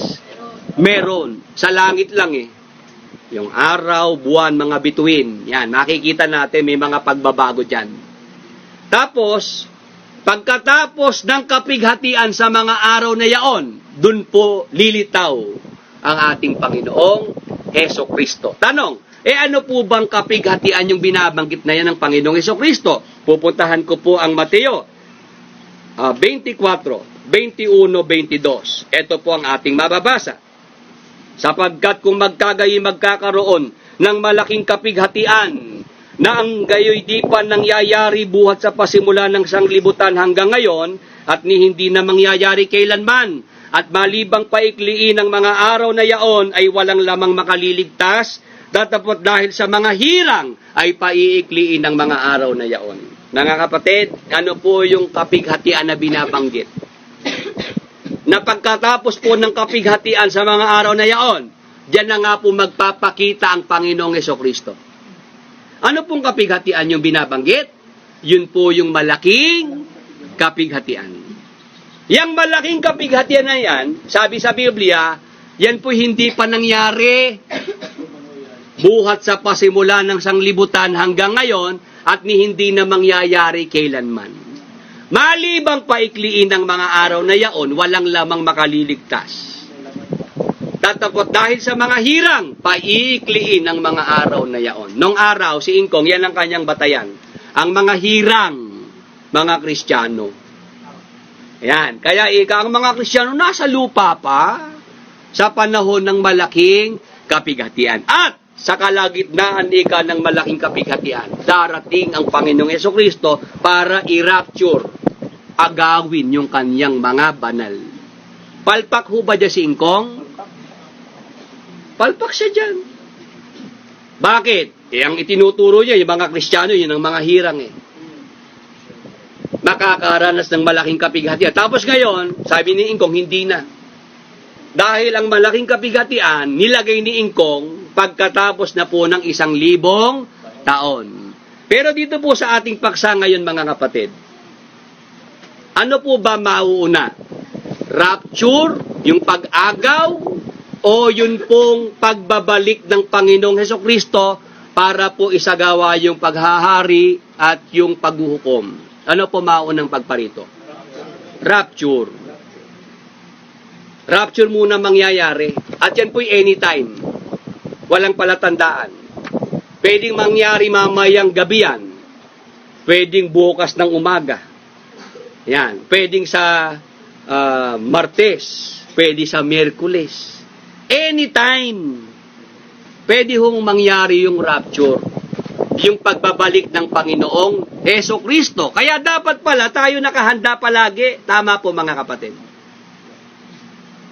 Dahil kahit anong oras, anong araw, pwedeng dumating si Jesus Christ para gawin yung rapture. Amen. Purihin ng Panginoon mga kapatid. Ngayon, pagkatapos pala ng rapture, saka lang mangyayari po yung glorious appearing, yung pagpapakita ng kanyang kaluwalhatian. Kaya lang, prior to that, alam niyo po prior to that. Ano ho yun? Bago yun. Meron palang mangyayari muna. Ano po yun? Malaking kapighatian. Kaya Ingkong, paano yung sinasabi mo na 1,000 taon ang lilipas bago mangyari ang malaking kapighatian? Samantalang dito sa ating pinag-aaralan ngayon, mga kapatid, yun pong ang mangyayari po pala, rapture muna. Walang palatandaan yan. Tama po. Pagkatapos ng rapture, ang kasunod pala, malaking kapighatian. Ayan po ang sequence sa Bible. Rapture muna. Pag na-rapture ng mga Kristiyano, eto na po ang malaking kapighatian. Mangyayari po yan.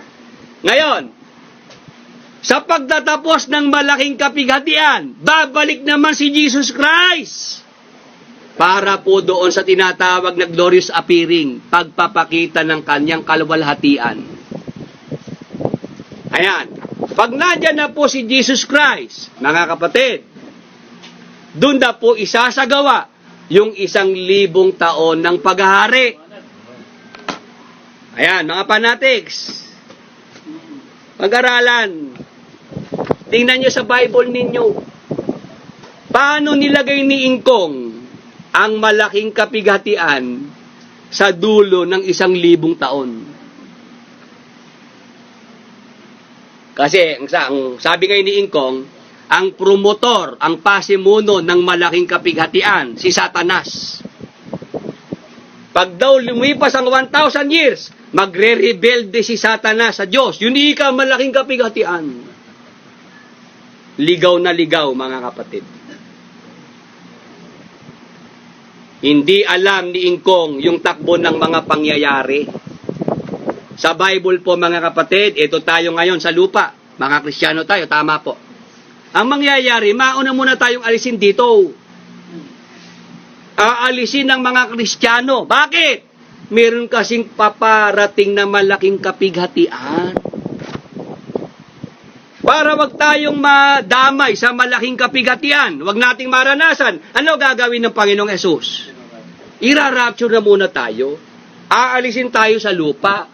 Pag wala na ang Kristiyano sa lupa, saka mag-uumpisa ang malaking kapighatian. Amen. Purihin ng Panginoon, mga kapatid.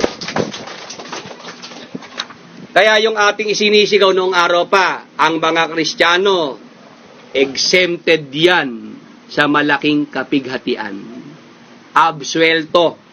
Hindi makakaranas. Bakit? Kasi bago po mangyari ang malaking kapighatian, wala na sa lupa ang mga Kristiyano. Ngayon, eto na po malaking kapighatian. May binabanggit kanina na dahil sa mga hirang, paiikliin ang mga araw na yaon. Para kay Ingkong noon, ang mga hirang, mga Kristiyano. Sa Bible, sino ba yung mga hirang na yon? Natatamaan ng malaking kapighatian. Basa, dito po sa Roma 11:28. Ito po ang ating mababasa rito. 11:28 ng Roma sa Magandang Balita, Biblia. Ito po nakasulat sa talata. Dahil tinanggihan ng mga Israelita ang magandang balita, sila'y naging kaaway ng Diyos at kayong mga hentil ang nakinabang. Ngunit, dahil sa sila ang mga hinirang ng Diyos, sila'y mahal pa rin niya, alang-alang sa kanilang mga ninuno. O, kita nyo mga kapatid, sino po yung mga hirang na makakaranas ng malaking kapighatian? Ang Israel. Maliwanag ko ba'y nabasa natin? Sabi po ng Apostol Pablo, dahil tinanggihan ng mga Israelita ang magandang balita, sila'y naging kaaway ng Diyos. Kayong mga hentil ang nakinabang. Ngunit dahil sa sila, ang mga hinirang ng Diyos. O ako ba'y meron ditong inimbento mga kapatid? Binasa ko lang. Ang mga Israelita, mga hinirang ng Diyos, sila'y mahal pa rin niya. Hanggang ngayon po ba yan? Miss Abril, hanggang ngayon pa rin ba yan? Mahal pa rin ng Diyos ang Israel. Ano ibig sabihin? Sa panahon ng malaking kapighatian, wala na ang mga Kristiyano. Pero may hirang pa rin ng Diyos. Sino sila? Lahing Israel. Ngayon, itong malaking kapighatian, mga magulang, mga kaibigan, nasa Facebook Live, saan ba magaganap ang malaking kapighatian?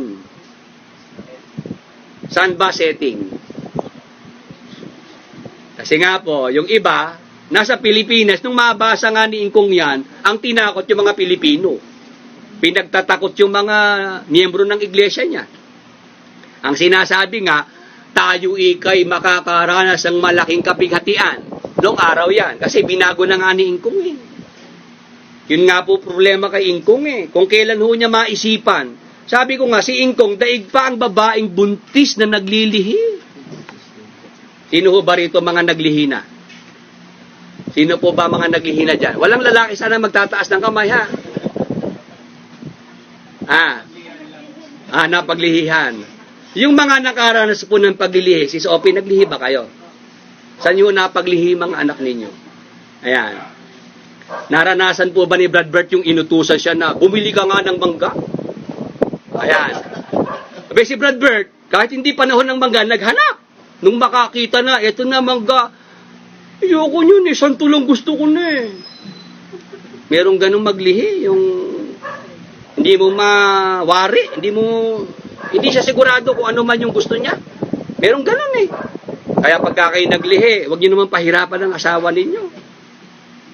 Ayan, kasi yung babaeng buntis pagka naglilihi, pabago-bago yan ng isip. Alam niyo mga kapatid, sabi ko nga, tuturuan ko po kayo ng sikreto. Yung mga mag-aasawa pa lang dyan. Sweet na sweet eh, pag nakikita ko eh. Talagang parang sila lang ang tao sa mundo. Yan. Ito ang sikreto mga kapatid para magkasundo ang mag-asawa. Dapat ang lalaki, ang lagi lang sasabihin, yes. Nabasa ko po yun. Para walang away. Yes lang ang sagot ng lalaki. Yan. Hindi na kayo mag-aaway. Yes lang. Ayan. At sana, maunawaan ng mga lalaki. Ayan, makinig ang mga lalaki ha. Ang babae, ang asawang babae, para la po yung adobo. Hindi kumpleto pag walang toyo.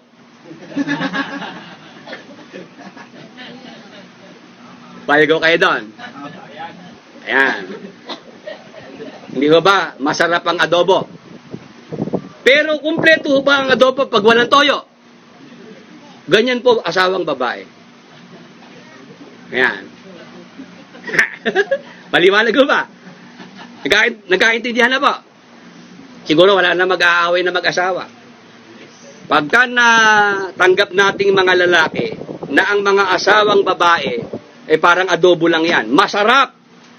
Pero hindi pwedeng walang toyo yan. Hindi kumpleto pag walang toyo. Ayan. Ngayon, ano ang ibig ko sabihin mga kapatid? Ba't ako napunta dyan? Si Ingkong. Parang babae na buntis. Na pabago-bago ng isip. Ayan. Ang ibig ko sabihin mga kapatid, yang malaking kapighatian na yan, Kung ating titingnan sa Bible, saan ba ang setting? Saan ba yan mangyayari talaga, mga kapatid?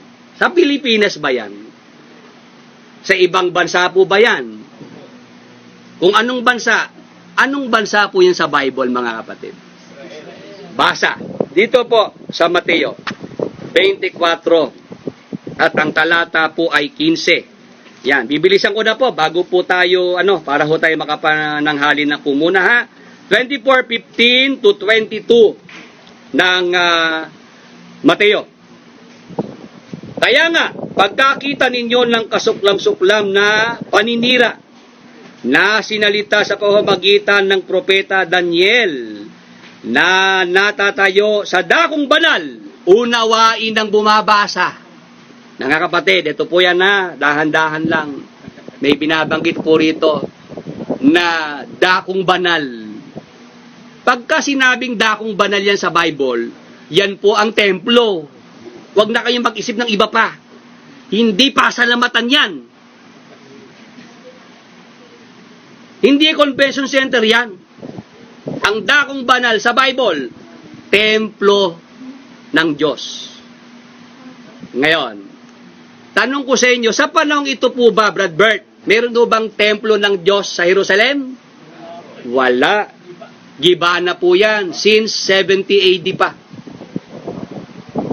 Ano ibig sabihin? May binabanggit po ngayon sa hula ang ating Panginoong Hesus na may mangyayari po sa templo. Yan po pala ay lalapastanganin. May gagawa ng paglapastangan. Paninira. Diyan po sa templo ng Diyos. Ano ibig sabihin? Meron po palang pangatlong templo na matatayo sa Jerusalem. At malapit na po yan. Pinag-uusapan na po yan. Huwag ho tayong mabigla kung ngayon po'y pinag-uusapan na binabalak uli ng mga Hudyo na maitayo ang kanilang templo sa Jerusalem. Bakit? May sinasabi po sa hula, pagkakita ninyo, may kausap po siya rito, ninyo. Mga Pilipino ba yan? Hindi naman eh. Ang speaker, lahing Hudyo. Tama po. Si Jesus Christ. Sino kanyang audience? Lahing Hudyo rin. Kaya sabi niya, kaya nga, pagkakita ninyo ng kasuklam-suklam na paninira na sinalita sa pamamagitan ng propeta Daniel na natatayo sa dakong banal, unawain ng bumabasa. Ayan, itong sinasabi ng Panginoong Hesus na hula, ito po pala, may kaugnayan dito si Propeta Daniel. Yung binabanggit kong Propeta Daniel, hindi ho yung may pelikula ha. Yung propeta talaga ng Diyos. Hindi ho yung Daniel na gumawa ng pelikula, na corny naman. Na yung pelikula na yan, inuobliga yung mga miyembro, manood ng kanyang pelikula. Nung nakaraan po, concert ang kanyang ginawa, 50,000 pesos ang halaga ng ticket. Grabe ho. Meron na kayo nabalita ang ganong artist, singer, ang halaga ng ticket sa concert, 50,000. Grabe. Dumadaing sa akin yung mga miyembro eh. Sa programa ko nagsusumbong, Brother Willie, komentuhan mo naman. Nagpa-concert ika, ayun. 50,000 ang halaga ng ticket. Kung dumaingi kayo mag-angkel, hirap, gipit ang iglesia. Pero ika, nagpapamigay ng mga SUV na mga sasakyan. Nagpapa-premyo ng 4 milyong piso sa basketball. Nagbibigay ng kalahating milyong piso sa champion sa singing contest. Gipit ika iglesia pero maraming perang ipinamimigay. Ito nga pong pelikula na ito, ikatlong yugto na, talagang hindi ho tinigilan eh. Hindi na ho nakontento sa unang dalawa. Ngayon, yung binabanggit po na propeta Daniel, yun po yung propeta ng Diyos.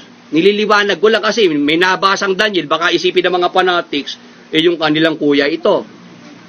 Ang sinasabi rito, yung kasuklam-suklam na paninira, may sinabi pala dyan ng propeta Daniel. Ngayon, ano po yung mga mangyayaring kasama pa? Kung magkagayoy, magsitakas sa mga bundok ang nangasa Judea. Mga kapatid, may binanggit pong Judea. Saan po ba Judea? Sa Israel. Judea po yan eh. Judea. Yan po sa bansang Israel. Tapos, tuloy ang basa. Ang nasa bubungan ay huwag bumaba upang maglabas ng mga bagay sa loob ng kanyang bahay. At ang mga nasa bukid ay huwag magbalik upang kumuha ng kanyang balabal. Mga kapatid, ang pinapakita rito, pagmamadali. Pagka nandyan na po yung mga pangyayaring ito, tumakas na kayo! Kung kayo ay nasa bubungan, wag na kayong pumasok pa sa bahay para may kuhanin pang gamit. Kung kayo nasa bukid, wag na kayong bumalik pa ng bahay para kumuha ng balabal. Tama po. Pagmamadali ang tinuturo. Dapat magbadali ka sa pagtakas mo. Bakit? Tuloy natin ang basa. Tatapwat sa aba ng nagdadalang tao at nagpapasuso sa mga araw na yaon. Ayan yung pinanakot ni Ingkong. Yung ikang mga buntis, may mga alagaing baby, yun ikang mahihirapan eh. Kasi sabi rito, sa aba ng nagdadalang tao, nagpapasuso sa mga araw na yaon. Tapos, at magsipanalangin kayo na huwag mangyari ang pagtakas ninyo sa panahong tagginaw o sa Sabat man. Mga kapatid, yung pagtakas, sino ba tatakas? Yung mga tatakas, ano dapat lang ipanalangin? Sana ang pagtakas, huwag mangyari sa panahong tagginaw. Sa Pilipinas ba may tagginaw? Ang galing ng sagot ng bata. Matinis yung sagot, tama.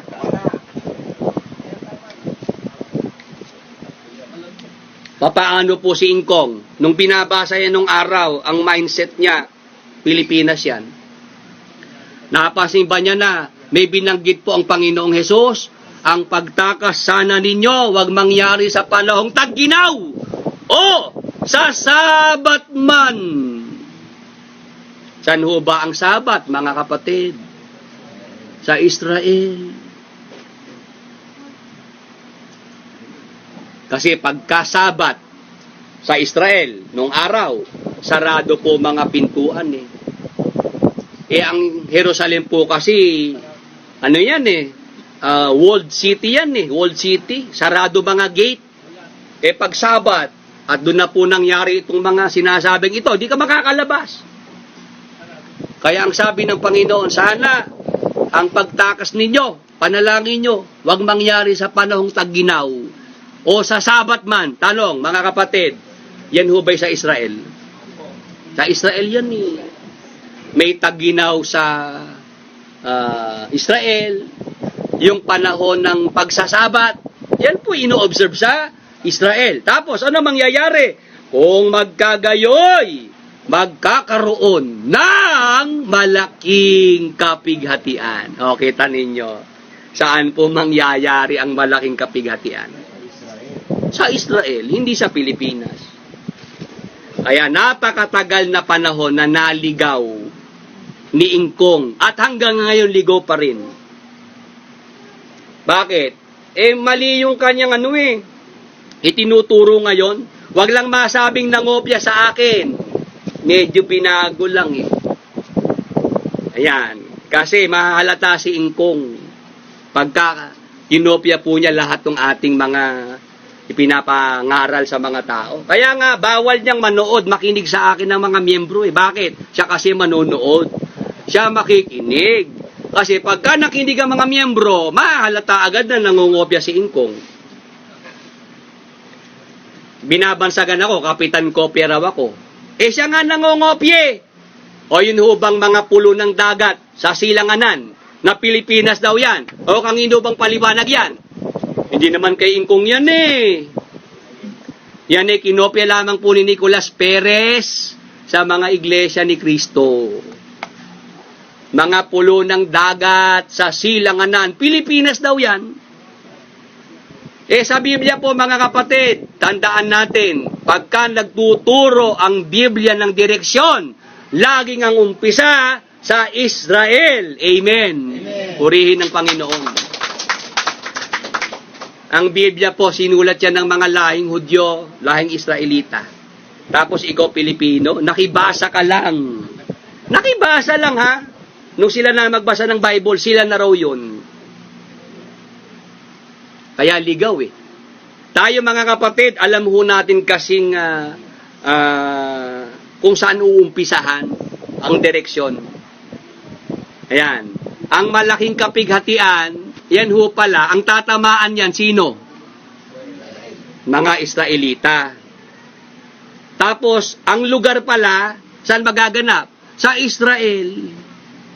Ayan. Ang pinakasentro po ng malaking kapighatian, tatamaan po ang Israel. Pero yung malaking kapighatian, meron din po yung epektong maidudulot sa ibang mga bansa. Pero ang direct hit, sino? Israel. Kumbaga sa bagyo. O di ho ba ngayon may bagyo? Nasaan ang bagyo? Nasa may Bicol. Tama po. Pero nararamdaman din natin sa Bulacan. Tama po. May buntot kasi. Ganon din po ang malaking kapighatian. Tatamaan niya, direct hit, ang Israel. Pero may effect yan. Yung mga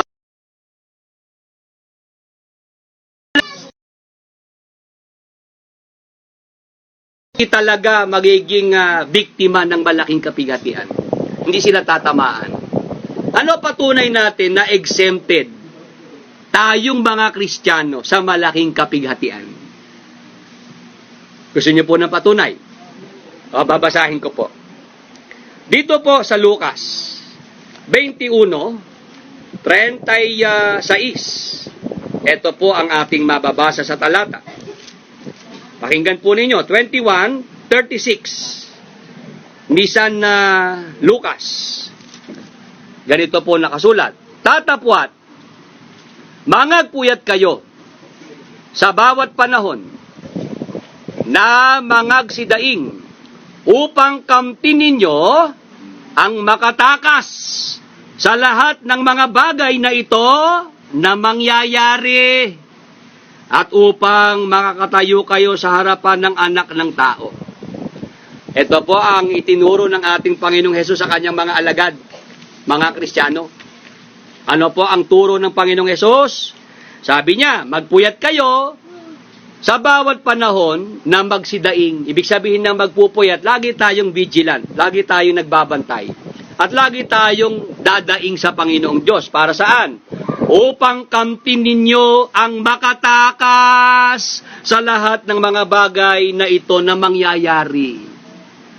Yan palang mga ipinagpauna ng ating Panginoong Hesukristo na mga mangyayari. Ang kanyang gusto, tayo po'y makatakas. Pag sinabing makatakas, makaalis ka ron, di ba ano? Makaiwas ka. Ano-ano po itong mga mangyayari na ang gusto po ng Panginoon tayo makatakas dito? 21. At ang talata naman po ay 25 hanggang 27 ni San Lucas. Basa. At magkakaroon ng mga tanda sa araw at buwan at mga bituin. At sa lupa'y magkakaroon ng kasalatan sa mga bansa na matitilihan dahil sa ugong ng dagat at mga daluyong, at magsisip ang lupaypay ang mga tao dahil sa takot, at dahil sa paghihintay ng mga bagay na darating sa ibabaw ng sanglibutan, sapagkat mangangatal ang mga kapangyarihan sa mga langit. Yung binasa natin kay Mateo 24:29 hanggang 30. Yan po pala yung mga mangyayari sa hinaharap na dapat po makatakas ang mga Kristiyano. Ngayon, ano po ang sabi po dyan mga kapatid? 27. Kung magkagayoy makikita nila ang anak ng tao na pariritong nasa isang alapaap na may kapangyarihan at dakilang kalwalhatian. Ano ibig sabihin mga kapatid? Bago po yung pagparito ng anak ng tao na siyang ating Panginoong Hesukristo na may dakilang kalwalhatian at kapangyarihan, mangyayari po pala muna yung binanggit kay Mateo, yung mga nasa langit na kapangyarihan, mangangatal. Yung araw, buwan, bituin, yon po, may mga mangyayari po diyang mga pagbabago. Saka po makikita ang pagpapakita ng ating Panginoong Hesukristo, yung glorious appearing. Ngayon, sinabi ng Panginoong Hesus, bago sana mangyari lahat ng yan, kayo'y magpuyat, kayo'y magsidaing na makatakas sa lahat ng mga bagay na mangyayari. Ano ang ibig sabihin? Meron ho ba talagang pagtakas na magaganap? Meron na wala? Meron. Anong pagtakas po yan? Yan po yung tinatawag na rapture. Mismong si Jesus Christ ang magtatakas sa atin para wag tayong makaranas ng malaking kapighatian. Amen. Purihin ng Panginoon, mga kapatid. Siya po mismo gagawa na tayo'y itakas niya. Aalisin niya tayo sa lupa bago sumapit ang malaking kapighatian. Ang Kristo po kasi, mga kapatid, tandaan natin, tapat siya pagka siya po'y nangako. Tama po. Pagka siya nagbitaw ng pangako, tuto pa rin ba? Tuto pa rin ba ni Kristo? Tuto pa rin ni Kristo. Pagka siya nangako, ano ba kanyang pangako? Basa, ito po sa Juan 14, at ang talata po'y 2 hanggang 3. Huling talata po, mga kapatid, bago tayo mananghali. Ito po nakasulat. Sa bahay ng aking ama, ay maraming tahanan.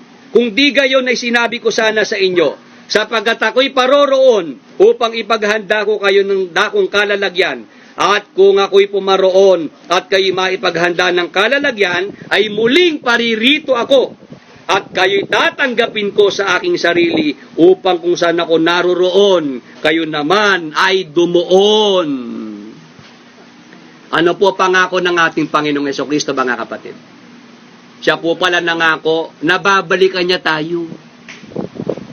Samantalang ngayon, siya po'y naghahanda ng ating lugar sa langit, ng ating dakong kalalagyan. Pagka natapos na po niya paghahanda ng ating lugar sa langit, ano po gagawin niya? Muli siyang paririto para po tayo ay makasama niya, para tayo ipagsama niya sa langit. Tama po. Ano ibig sabihin, mga kapatid? Sa panahon po pala na may malaking kapighatian na sa lupa, nangyayari po sa Israel, nasaan ang mga Kristiyano? Nasaan po? Nasa langit na. Nangyayari ang malaking kapighatian sa lupa, ang mga Kristiyano, inagaw na pala, dinala na po sa langit. Bakit? Ang gusto ng ating Panginoong Hesukristo, makasama niya tayo sa bahay ng kanyang Ama. Ang bahay ng Ama, yan nga po ang langit. Amen. Purihin ng Panginoong Diyos. Kaya mga kapatid, nasaan po ang malaking kapighatian? Saang tiyempo po yan? Yan ho ba'y nasa dulo ng 1,000 taon? Palpak. Mali si Ingkong sa kanyang ginawang pagdudugtong. Para lang niya mapalitaw na ang mga Kristiyano hindi makakaranas ng malaking kapighatian, nilagay niya ang malaking kapighatian sa dulo ng 1,000 taon. Samantalang sa Bible, mga kapatid, mauna rapture. Kukunin ng mga Kristiyano, dadali sa langit. Samantalang nasa langit na ang mga Kristiyano, mangyayari ang malaking kapighatian. Tama po. Pagkatapos ng malaking kapighatian, saka babalik si Jesus Christ para isagawa ang kanyang paghahari at paghuhukom dito sa sanglibutan. Amen. Purihin ng Panginoon. Yan ang nasa Bible. Hindi po katha, hindi po imbento. Yung kay Ingkong, halatang halata, imbento lang, galing po sa isip niya. Ngayon ang ating tanong ganito. Bakit ang lahing Israel ang makakaranas ng malaking kapighatian? At gaano katagal ang malaking kapighatian? Mga kapatid, hanggang kailan po ang malaking kapighatian? Gaano katagal yan? At bakit sa Israel tatama ang malaking kapighatian? Yan po ang ating itutuloy pagkatapos po ng ating pananghalian. Ayan, babalik po tayo mga kapatid ha? Pagkatapos po ng ating pananghalian. Yung ating mga kapatid, yung ating mga bisita, meron po tayong handang pagkain dito. Kung gusto po ninyong makasalo sa pananghalian, welcome po kayo ha. Pansamantala, break time po muna tayo. Babalik po tayo mamaya, mga bandang 1:00, mga kapatid, para po sa pagpapatuloy po ng ating programa at ng ating paksa dito po sa Facebook Live. Paalam po muna sa inyong lahat mga kapatid at tayo po'y manananghali po muna. God bless po sa ating lahat. Bibigyan natin ng reaction ang napanood nating video. Hindi ko layunin ang magmarunong, kundi nais kong maibahagi ang aking natutunan sa Biblia. Yung maganda ang presentasyon ni Brad Willie tungkol sa rapture. Sa muling pag-ibabalik ng Panginoon Hesus, ay may dalawang pagparito. Una ay sa alapaap lamang siya upang salubungin ang mga banal na rapture. At ang pangalawang pagbabalik ay magpapakita na siya na kasama na niya ang mga banal. Bago magkaroon ng malaking kapighatian, ay aagawin muna niya ang mga Kristiyano upang huwag makita ang paparating na malaking kapighatian. At ang mga hirang na makakaranas ng malaking kapighatian ay ang mga Israelita sa bansang Israel. Kaya sang-ayon ako sa mga paliwanag ni Brad Willie Santiago. Maraming salamat sa panonood. Kung nagustuhan ninyo ang bago kong upload, please like, share, and comment. At kung hindi ka pa nagsasubscribe, ay mag-subscribe ka na upang lagi kang ma-notify ng YouTube sa mga bago kong upload.